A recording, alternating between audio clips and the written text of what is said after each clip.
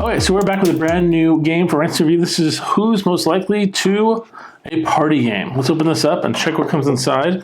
So right off the bat, you have this little manual that talks about how to play the game, and this deck of cards. Put that right there. So the way the game works is you start off with this giant stack of cards right in the center of the table. No one holds any cards in their hands yet. And a player will take a card and will read them out to everybody. Literally can't even. Now people will go around the table and they will basically argue who they think literally can't even. The judge, when we read the card, will get to choose who receives the card. Now, these cards are negative. You don't want them.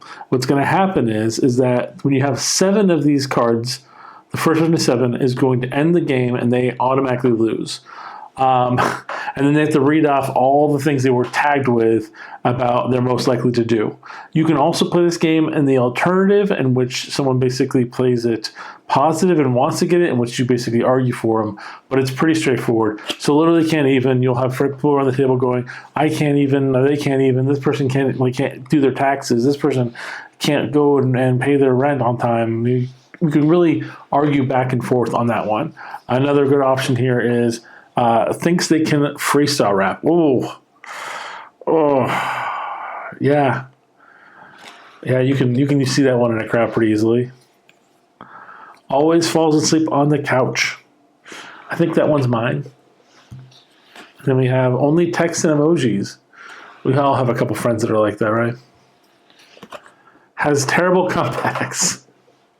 So let's see if we just go through a couple more of these cards so you can see it. But the game's pretty straightforward. Has 20-minute conversations with Siri, incapable of being on time, is always like really cold. Could network at a funeral. That's kind of a positive one. I mean, it's inappropriate, but positive. Is completely shocked by every fact you tell them. So, little uncultured. Gets trapped by a revolving door. Asks questions throughout the entire fucking movie. Facebook stalks. Ooh. Always makes the executive decision. Brings taco 12-pack to a party. Again, that's a good one. Has questionable hygiene. Not a good one. Goes missing within 15 minutes of going out. Would survive in woods with just a hatchet. That's a good one. Has sex while watching TV. On the fence. Sings but shouldn't. Gets popcorn from bucket from trash for free refills. So they're cheap. Is actively preparing for the end of the world. Gets convinced strangers are celebrities. Is going straight to hell. Will make out with absolutely anyone. Touches everyone excessively.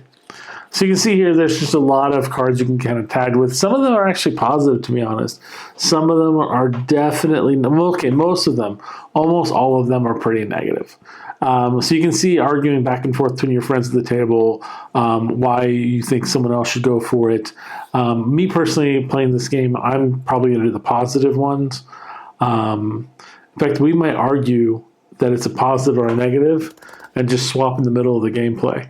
Just see who wants to get that card, and we'll have a positive and negative pile. And the first to 7 positive cards wins, and the first to 7 negative cards out of the game for the rest of it. I mean, it's a pretty low stakes party game. There's not a lot of like combat or questionability into it. It's literally just you read a card out, and then people at the table argue over who is that person or not. So it's pretty straightforward.